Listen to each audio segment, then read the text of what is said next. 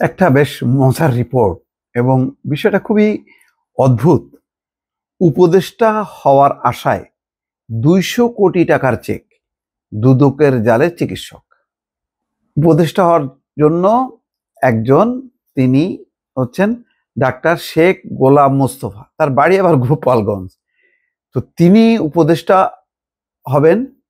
দেখলাম যে টেলিফোনে কয়েকটা টেলিভিশন দেখলাম রিপোর্টও করছে, বলছে যে আপনি 200 কোটি টাকা দেন, আপনি উপদেষ্টা হবার পর স্বাস্থ্য উপদেষ্টা হবেন, তারপরে কিভাবে ওইটা আমরা ব্যবসা করতে হয় এটা আমরা করবো, আপনি 200 কোটি টাকার চেক দেন।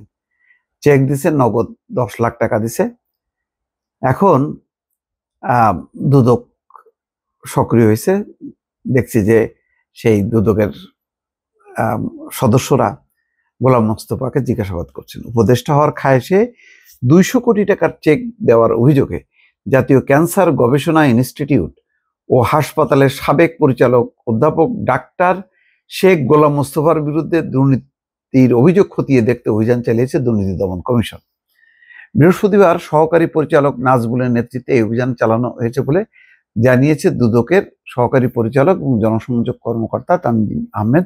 তিনি জানান, ডাক্তার মোস্তফার বিরুদ্ধে ক্ষমতার অপব্যবহার, অবৈধ সম্পদ অর্জন, অসাধু প্রক্রিয়া, রাষ্ট্রের গুরুত্বপূর্ণ পদ পাওয়ার জন্য ঘুষ দেওয়ার অভিযোগ খতিয়ে দেখতে এই অভিযান চালানো হয়। সহকারী পরিচালক তানজিম আহমেদ বলেন, অভিযানের অংশ হিসেবে সংশ্লিষ্ট বিভিন্ন দপ্তর থেকে অভিযোগ সংক্রান্ত রেকর্ডপত্র সংগ্রহ করা হয়। তা বিশ্লেষণ করে অভিযোগের প্রাথমিক সত্যতা পাওয়া গেছে। অভিযোগের সঙ্গে সংশ্লিষ্ট অতিরিক্ত রেকর্ডপত্র সংগ্রহের কার্যক্রম প্রক্রিয়াধীন রয়েছে।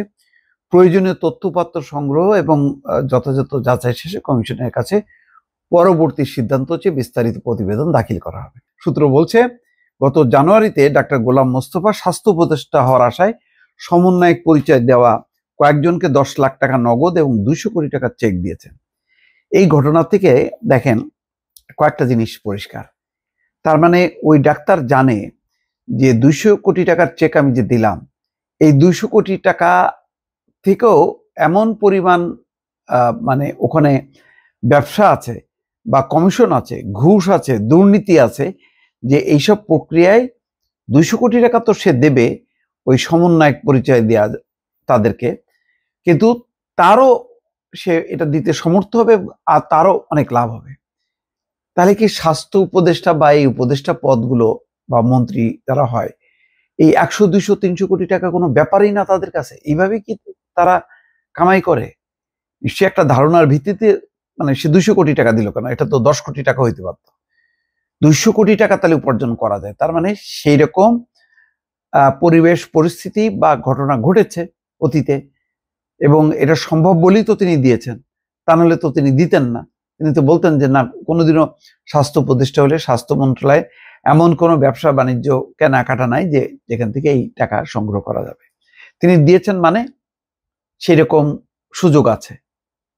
কত ভয়ঙ্কর ব্যাপার! তাহলে এই সুযোগ কি কেউ কাজে লাগায়নি? গত 15 বছরে সবাই কি ললিপপ চুষছে? তা তো চষে নেই। বুঝতে পারছেন?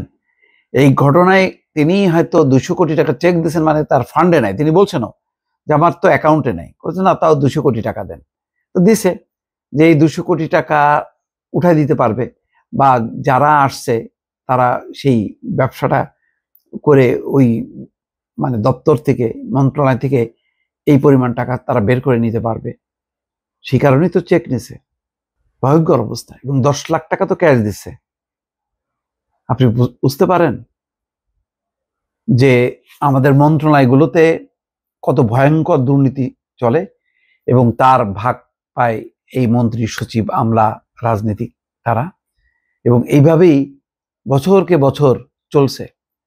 আমি তো একেবারে নিশ্চিত, ওই যে স্বাস্থ্যমন্ত্রী নাসিম প্রয়াত, তার ছেলে ওই যে আমেরিকায় বাড়ির পর বাড়ি, সারি সারি বিল্ডিং বা সারি সারি ফ্ল্যাটের সারি দেখা গেছে, সেই তথ্য তো সামনে আসছে। এবং ওই স্বাস্থ্যমন্ত্রী যখন নাসিম ছিল, বেঁচে ছিলেন, তার সময় এমন এমন সব হাসপাতাল থেকে রিকুইজিশন আনা হয়েছে, ওই মেশিন চালানোর মানে ক্ষমতা নেই, সক্ষমতা নেই, প্রয়োজনও নেই।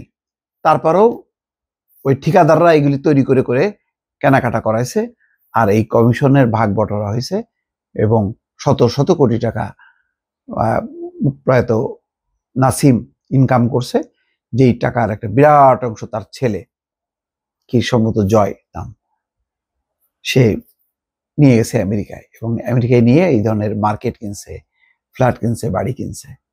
এগুলি কবে তদন্ত হবে, কবে আসল ঘটনা আমরা জানতে পারবো মানে বলতে পারি না, কিন্তু মানে স্বাস্থ্য খাতে হয়েছে ভয়ঙ্কর দুর্নীতি। সম্ভবত এই লোক, এই পরিচালক, সে নিজেও জানে, যেহেতু এই খাতের তিনি একজন, সুতরাং 200 কোটি টাকার চেক লিখতে তার অসুবিধা হয়নি। দর্শক ভালো থাকবেন, আল্লাহ হাফেজ।